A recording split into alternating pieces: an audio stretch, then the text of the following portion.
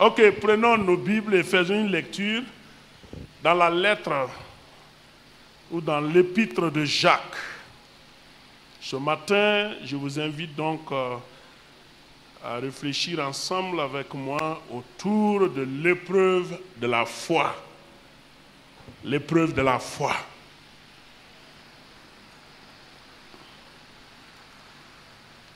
Et Jacques au chapitre 1, à partir donc du verset 2, verset 2 jusqu'au verset 8 peut-être. Jacques au chapitre 1, à partir du verset 2.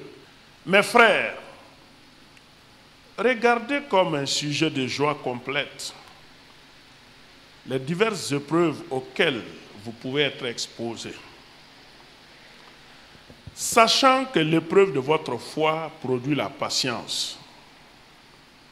Mais il faut que la patience accomplisse parfaitement son œuvre, afin que vous soyez parfaits et accomplis sans faillir en rien. Au verset 5, si quelqu'un d'entre vous manque de sagesse, qu'il la demande à Dieu, qui donne à tous simplement et sans reproche, et elle lui sera donnée. Mais qu'il la demande avec foi, sans douter, car celui qui doute est semblable au flot de la mer, agité par le vent et poussé de côté et d'autre. Au verset 7, qu'un tel homme ne s'imagine pas qu'il recevra quelque chose du Seigneur. C'est un homme irrésolu, inconstant dans toutes ses voies. Alors, je voudrais qu'au travers de ce passage, de ce texte, en quelques minutes, nous puissions voir ce que c'est que l'épreuve de la foi, pourquoi notre foi doit être éprouvée, quel est le résultat que cela donne, quelle est l'attitude que je dois avoir lorsque ma foi est éprouvée, et comment cette foi est éprouvée, et terminer par quelques exemples bibliques qui pourront nous encourager. Et certainement ce matin, je voudrais d'ores et déjà vous exhorter et vous encourager à rester fermement attachés au Seigneur Jésus. Je sais que certains peut-être traversent des épreuves dans leur vie. Qui dit épreuve parle de difficultés, de situations contraires à ce que nous souhaitons, à ce que nous voulons. Et on essaie de s'expliquer, on a prié, on a demandé Dieu, on a intercédé, on a même demandé à des gens de prier. Il n'y a pas de changement. Et au point même qu'on veut perdre l'espoir, je voudrais dire de rester toujours ferme. Parce que certains, à partir de ce moment, seront convaincus que c'est parce qu'ils ne sont pas en bon terme avec Dieu. Ils vont se culpabiliser, ils vont faire un rappel à leurs fautes qu'ils ont confessées depuis 10 ans, depuis 20 ans. Et notre siècle également, qui est un siècle spécialisé dans la délivrance des esprits ancestraux, des événements passés, qui font le feedback de ce qui est passé, on replonge encore ces chrétiens dans cette situation de confusion. Je voudrais d'ores et déjà te dire de rester calme, de garder ton sang-froid pour écouter ce que le Seigneur va dire. Le Seigneur ne t'a pas oublié. Il ne t'a pas oublié. Alors, vous savez que le ministère du Seigneur Jésus a suscité une adhésion presque populaire. Une grande foule, à part les sacrificateurs, les chefs religieux, des gens venaient d'autres régions pour faire allégeance, prouver leur foi, leur confiance en cet homme. Mais en fait, ce n'était pas une conversion, ce n'était pas une foi réelle. C'était juste à cause des miracles. C'était juste à cause de cette démonstration de puissance qui attirait cette foule. Alors, une fois que leur foi sera mise à l'épreuve, vous allez voir que beaucoup ont commencé à retourner dans leurs anciennes habitudes. Alors Jacques, qui fut un disciple de Jésus aussi, le frère du Seigneur, ce n'est pas ce Jacques-là qui a été tué selon Actes au chapitre 12, ce n'est pas lui. C'est Jacques, qui est l'auteur de cette lettre, est le frère du Seigneur Jésus. Voici ce que Jacques dit en s'adressant à tous ses frères juifs qui avaient eu confiance en Jésus et qui étaient persécutés pour leur foi. Et à cause de la persécution, se sont retrouvés un peu partout. Il les écrit et il les dit, mes frères, la première des choses, tirez satisfaction de ce qui vous arrive comme épreuve. Retrouvez votre joie complète en cela, tout simplement parce que vous avez placé votre confiance en Jésus-Christ. Ce n'est pas pour avoir péché que vous souffrez. C'est ça la différence. Ce n'est pas pour avoir péché qu'on souffre. Si nous souffrons parce que nous avons fait confiance en Jésus, la Bible dit que c'est un sujet de joie. Et nous devrons nous réjouir. C'est là que Jacques dit, regardez comme un sujet de joie complète les diverses épreuves auxquelles vous pouvez être exposés. Il n'a même pas cité une liste ou une catégorie d'épreuves. On peut être éprouvé à tout moment.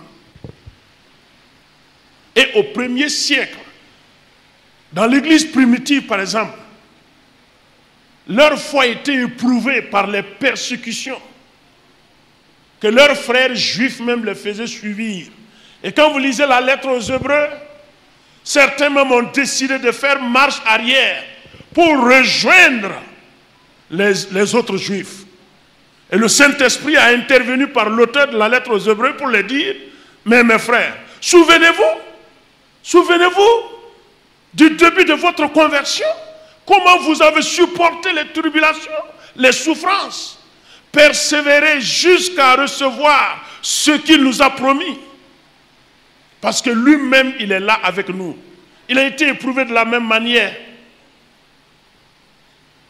Voyez? Et la grande question qui se pose, est-ce que réellement nous suivons Christ pour avoir la vie éternelle ou nous suivons Christ pour cette vie terrestre? C'est ça qui va nous départir et qui va nous aider à résister aux épreuves ou qui va nous amener à surseoir à notre foi et être seulement un membre faisant partie du groupe.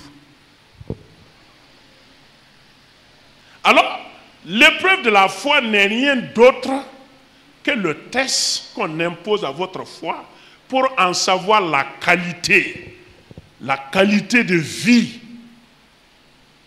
Cette qualité-là, Dieu se donne le pouvoir et les moyens de le faire. Et ce n'est pas pour vous faire peur. Aucun d'entre nous n'échappera à ce test de la foi, à cette épreuve de la foi. On sera éprouvé. Dieu va tester, voir notre appartenance à lui. Et dans ces épreuves, nous pouvons nous retrouver face à des situations insurmontables dans notre vie. Ce n'est pas parce que nous avons péché qu'il y a ces situations. Non. C'est ça surtout, il ne faut pas jouer, c'est la ligne de démarcation. Ce n'est pas parce que nous avons péché. Si nous souffrons pour avoir péché, repentons-nous et nous retrouverons la paix. Mais quant à l'épreuve de la foi, ça consiste à extraire, à faire ressortir la qualité de notre vie. Et ça, Dieu le fait. Elle est différente de la tentation. La tentation, ça, c'est le diable qui est derrière pour nous pousser à faire le mal, à désobéir à Dieu. Mais l'épreuve, Dieu est à l'initiative. C'est pourquoi il peut fermer les portes pour te cerner dans un coin afin de t'instruire, de te faire comprendre. Tu vas tourner à gauche, la porte est fermée. Tu tournes à droite, c'est fermé. Tu pars devant, c'est fermé. Derrière, tu es limité. Jusqu'à ce que le temps de Dieu s'accomplisse avant qu'il n'ouvre la porte. Malheureusement, c'est ce que notre génération ne veut pas comprendre. L'Église de Jésus-Christ sur terre aujourd'hui ne veut pas qu'on parle de l'épreuve de la foi. Et l'épreuve de la foi semble être assimilée à quelque chose de... On vous dit soit il y a quelque chose dans votre vie, vous avez péché, c'est parce que vous avez péché, sinon en fait le chrétien ne doit pas souffrir comme ça, le chrétien ne doit pas se retrouver dans ces trucs. Et on essaie de faire des promesses alléchantes aux gens qui ne vont jamais se réaliser, puisque ce n'est pas l'Église, c'est le monde. Ce n'est pas l'Église. C'est pourquoi certaines situations peuvent survenir à notre époque et on peut se poser les questions. Pourquoi à notre époque, une époque civilisée qui se dit post-moderne, et que nous avons les mêmes agissements qu'au temps de l'Antiquité, au temps du Moyen-Âge, aux années 45, aux années 50. Pourquoi? Tout simplement, l'homme ne change pas. Et un auteur disait que l'histoire nous apprend que l'homme n'apprend rien de l'histoire. L'homme ne change pas. La parole de Dieu est là. Et tous ceux qui vont la vivre et placer une foi sincère au Dieu véritable, leur foi sera éprouvée. Mais la bonne nouvelle, l'épreuve ne peut pas nous vaincre. Puisque c'est Dieu qui administre l'épreuve, et Dieu va nous faire sortir vainqueurs. C'est ça la joie. Mais pendant l'épreuve, quelle est l'attitude qu'il faut adopter? L'apôtre Jacques nous dit que l'épreuve de notre foi suscite la patience. La patience. Et il faut que la patience accomplisse parfaitement son œuvre en moi et en toi, afin que nous soyons accomplis pour ne pas faillir. Qu'est-ce que ça veut dire? Dieu a quelque chose en vie. Quand ta foi est éprouvée là, il a quelque chose en vie. Il a une vision sur toi. Maintenant, si tu n'es pas patient, tu vas brûler les étapes et tu vas même... Tu vas annuler même le plan divin pour ta vie. Prenez par exemple l'exemple de Joseph. Vous voyez, Dieu a montré à Joseph, un jour viendra où il sera donc en tête de ses frères. Joseph, bonnement, a expliqué à ses grands frères qui comprenaient mieux que lui. Lui-même en expliquant, il ne comprenait rien. Mais ses grands frères, qui avaient quand même de l'âge, comprenaient déjà qu'un jour, celui-ci-là, il sera quelque chose. Et Dieu a permis que ces mêmes frères éprouvent Joseph. Et que Joseph s'est retrouvé dans une situation où il ne pouvait pas se défendre. Ou bien, il ne pouvait pas se défendre, seul Dieu. Et a eu à un moment donné, c'est comme si Joseph a perdu l'espoir, il a demandé à un de ses co-détenus là, souviens-toi de moi et parle en ma faveur auprès de Pharaon. Et quand le monsieur aussi est sorti, le monsieur a oublié. Ne dites pas que le monsieur est mauvais, non. Ne dites pas qu'il est méchant. Ne dites pas qu'il est ingrat. Le monsieur ne pouvait pas dire, puisque c'est Dieu qui est le maître des circonstances. C'est Dieu qui gère les choses. C'est ça. C'est ce qui fait qu'aujourd'hui, quand un fidèle, un chrétien est éprouvé, par exemple, lorsqu'il est en phase d'épreuve, toute solution que vous pouvez envisager pour le faire sortir, avant la date, vous ne pouvez pas le faire. Même si vous essayez, vous n'allez pas pouvoir. Dieu ne va pas permettre. Parce qu'il est en train de tester l'intéressé pour une mission. Il veut qu'il fasse quelque chose. Et c'est à ce niveau-là, le tri se passe. C'est à ce niveau, Dieu confie les secrets, ses secrets à des hommes et à des femmes. Mais ceux-là qui ont peur des épreuves, Jésus a dit de prier. Il n'a pas prié pour que ça n'arrive pas. Il a dit de prier pour résister. C'est ça, non? Il a dit de prier pour résister. Pour dire ça va arriver. Si vous ne voulez pas être éprouvé là, vous laissez la foi, vous rejoignez le monde. Le monde va vous applaudir. C'est pourquoi à l'église, les gens ont voulu faire croire que c'est comme si la foi aussi s'est modernisée et la foi est en passe d'être une foi post-moderne. Donc, il y a certaines choses qu'on doit éliminer. Non. Nous serons éprouvés à notre manière, conformément à notre génération. Je prends par exemple l'exemple de Anne. 1 Samuel au chapitre 5 et au chapitre 1, le verset 5. Vous savez que Anne fut une femme qui n'enfantait pas. Son époux s'appelait Elkana. Elle avait une coépouse qui s'appelait Pénina. Et la Bible dit, à chaque fois que Elkana se rendait à Shiloh pour offrir des sacrifices à l'Éternel, il donnait même une double portion à Anne qu'il aimait. Et que Pénina mortifiait Anne par ses paroles. Elle critiquait sa coépouse. Et les femmes comprennent ça bien. Les femmes comprennent ça bien. Pénina se payait le luxe de dire à Anne, voilà, moi j'ai des enfants, ça te regarde. Toutes les vociférations possibles qu'elle pourrait faire sortir de sa bouche, elle les faisait. Et la Bible dit que Anne ne passait tout son temps qu'à pleurer. À pleurer. Elkana a consolé en lui demandant, ne suis-je pas pour toi plus que 10 fils? Mais ça n'arrivait pas à consoler Anne. Mais le verset 5 dit, l'Éternel avait rendu Anne stérile. Ce ne sont pas des démons. Hein. Ce n'est pas Satan qui a bloqué. Hein. Ce ne sont pas les ancêtres de Anne qui ont attaché son quoi? Qu'est-ce qu'on dit? Qui ont attaché, bouché ses trompes. Non. La Bible précise, l'Éternel a rendu Anne stérile. C'est Dieu qui a créé la femme, qui a mis la loi de la fécondation en elle. C'est Dieu qui est souverain pour bloquer cette loi pour un but précis. Et il l'a fait dans la vie de Anne, et c'était l'épreuve de la vie de Anne. Pour que Anne comprenne la leçon, que son secours ne vient point de Pénina. Les propos de Pénina ne peuvent rien. Pénina n'est rien. Pénina ne peut pas affecter ta vie. Elle est qui pour affecter ta vie? Mais il fallait que Anne même apprenne cette leçon pour déplacer sa confiance sur Pénina.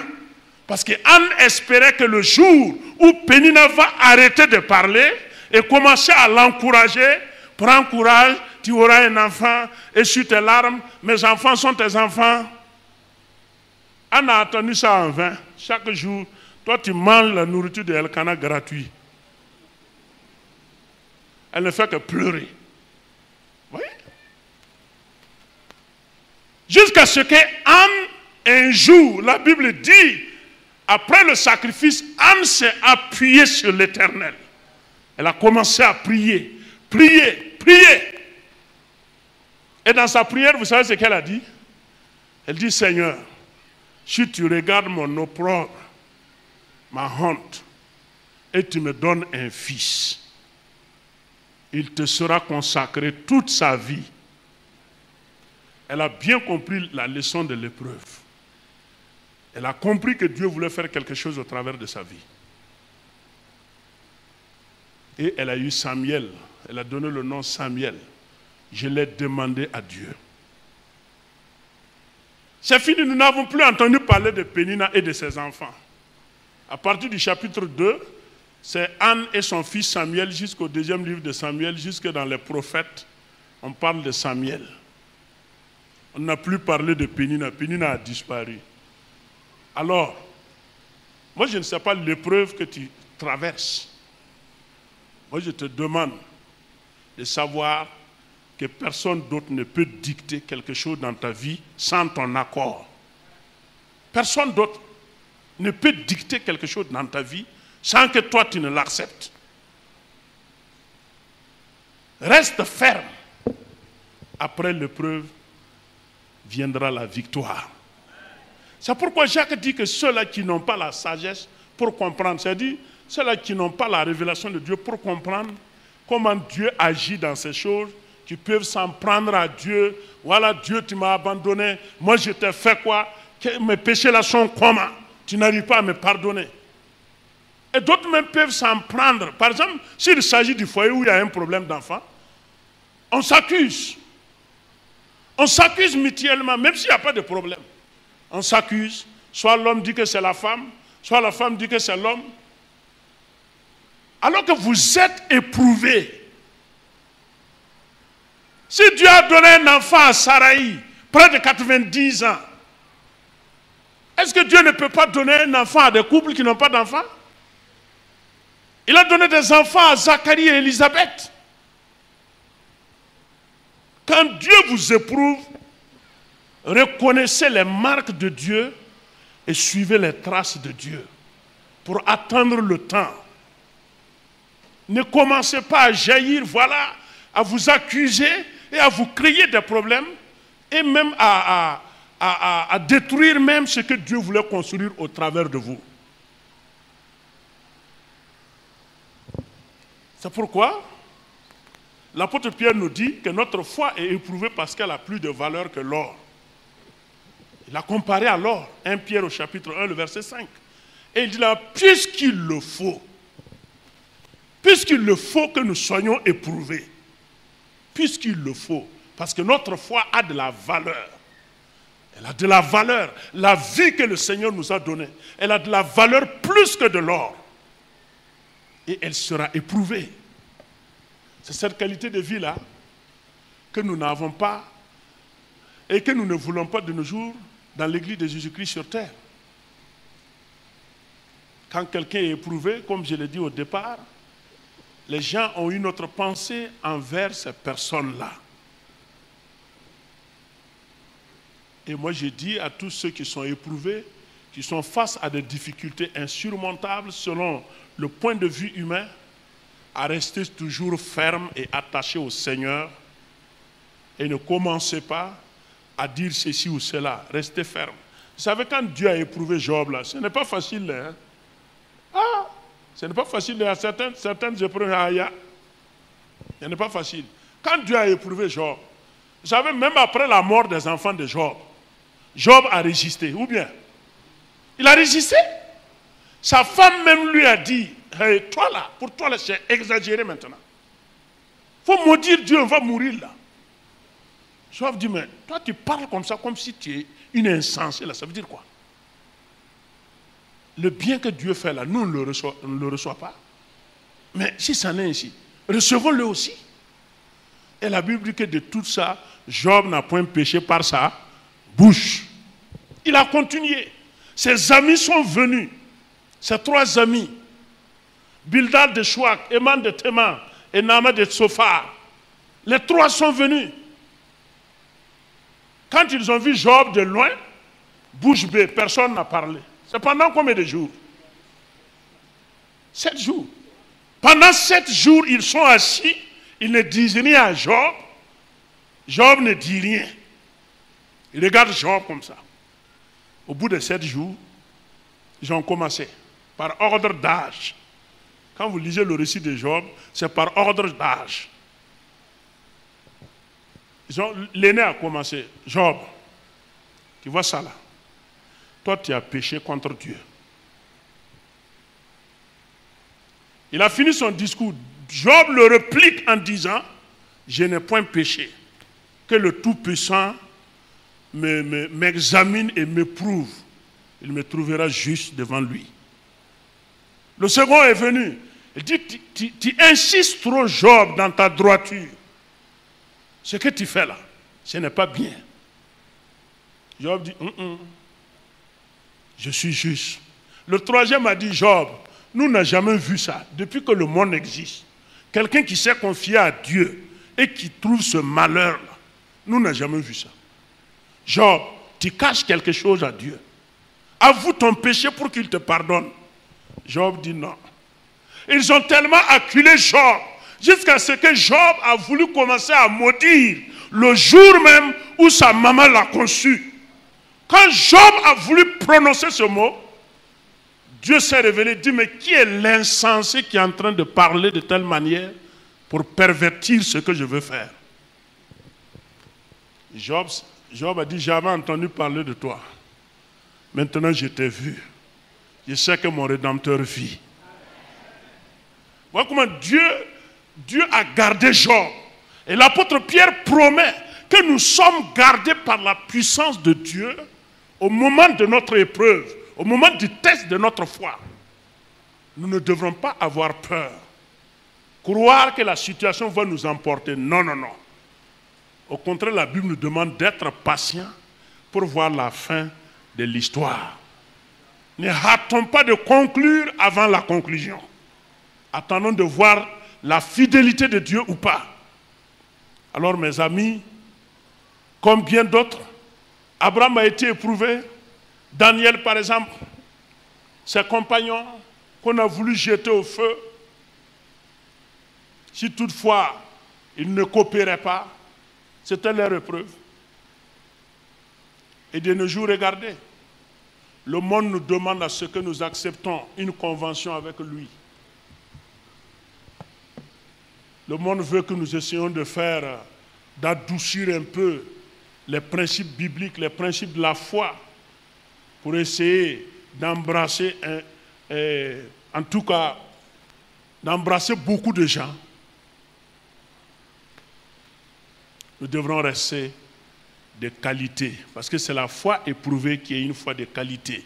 Et quand la foi est de qualité, même si vous êtes peu, vous allez confondre le monde.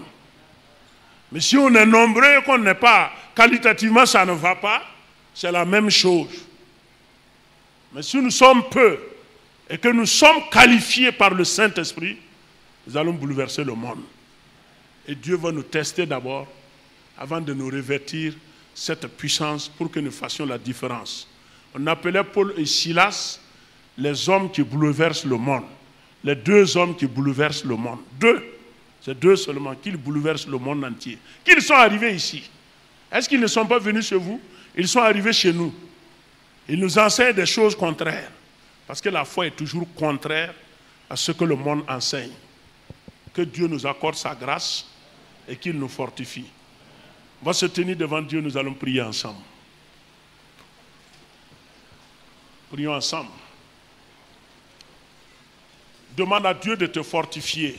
Et après quoi, je vais prier pour tous ceux qui sont éprouvés. Je ne sais pas si c'est dans ton foyer, dans ta maison, dans ta vie, dans ton travail. Le Seigneur va te donner la force. Ne laisse pas Pénina te décourager. Que les propos de Pénina ne te découragent pas. Non. Prions ensemble. Alléluia. Oui, Seigneur. Nous voulons de tout notre cœur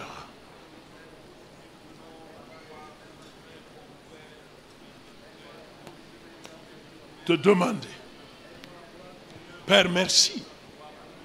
Père, merci. Merci pour l'excellente parole de grâce, l'excellente parole de vérité. Oui, merci pour cette parole. Merci. Merci dans le nom de Jésus. Bénis mes frères, bénis mes sœurs, fortifie-les et accorde-leur ta grâce. Oui, Seigneur, fortifie-les. Oui, Seigneur, dans le nom de Jésus. Amen. Amen. Notre Dieu et notre Père, tu es notre force. Tu es notre soutien et par toi nous avons la victoire. Et avec toi nous allons faire des exploits. Oui, nos yeux sont tournés vers toi. Au nom de Jésus-Christ, nous te supplions pour tout un chacun de nous ici présents ce matin. Toi qui connais nos vies, toi qui nous vois et qui nous connais même de loin, tu connais nos besoins. Tu connais les difficultés que nous faisons face. Tu connais l'épreuve de notre foi. Seigneur, je vais te demander, accorde la sagesse aux uns et aux autres Nous ne voulons même pas que ton plan ne s'accomplisse pas en nous. Donne-nous de la sagesse pour comprendre.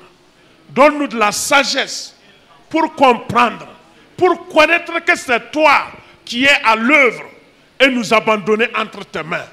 Seigneur Jésus, je te prie de donner la force à tous ceux qui traversent des épreuves, qui vivent des épreuves qui sont comme la fosse au lion, des épreuves qui sont comme la fournaise ardente, des épreuves qui sont comme un manque d'enfants dans un couple, des épreuves qui sont, Seigneur, des troubles dans les foyers. Je vais te prier, dans le nom de Jésus, donne de la force à ton peuple. Donne de la force à ton peuple. Donne de la force à ton peuple. Au nom de Jésus. Au nom de Jésus. Au nom de Jésus. Seigneur, je vais te demander de les soutenir. Je vais te demander de les garder tout au long de la semaine. Que ton peuple va vivre encore. Que ton peuple sorte vainqueur de toute épreuve. Que le peuple traverse au nom de Jésus. Au nom de Jésus. Au nom de Jésus. Accorde-leur ta grâce. Cette semaine encore, ton peuple va vaquer à ses occupations. Je prie de marcher au-devant d'eux. Oui, je prie de les garder. Je prie, Seigneur, de les arracher du danger. Tout plan du diable, tout plan des démons, tout plan des puissants des ténèbres soit voué à l'échec au nom de Jésus-Christ. Et que l'Éternel vous accompagne. Que l'Éternel marche au-devant de vous. Qu'il vous bénisse et qu'il vous garde. Seigneur Jésus, garde ton peuple. Bénis-les dans leur maison. Bénis-les dans leur champ. Bénis-les dans leur service. Accorde-leur de l'abondance. Au nom de Jésus, Seigneur, tous les foyers sont sous la couverture de ton sang. Seigneur Jésus, je te prie d'étendre ta main dans les foyers. Oui, tout ce que l'ennemi a voulu jeter ou projeter contre ce foyer, au nom de Jésus-Christ, j'anéantis cela. J'anéantis cela. Oui, Seigneur, si des esprits avaient élu domicile dans des foyers, pour troubler les foyers, diviser les foyers, oui, je les commande. Car là, oui, qui me chobati, je les commande au nom de Jésus-Christ. Au nom de Jésus-Christ, sortez de ces lieux. Sortez de ces lieux. Seigneur Jésus, ton peuple que tu as mis sous notre conduite, ton peuple sur qui tu nous as conféré l'autorité pour le bien de ton peuple, par cette autorité, je commande toute puissance contraire à celle du Saint-Esprit dans les vies, dans les foyers. Au nom de Jésus-Christ, partez maintenant. Et que ta main soit dans les foyers. Que ta gloire se manifeste dans les foyers. Que ta paix se manifeste dans les foyers. Seigneur, merci. Merci pour ton peuple. Que l'Éternel, le Dieu d'Israël, vous bénisse. Au nom de Jésus-Christ. Amen.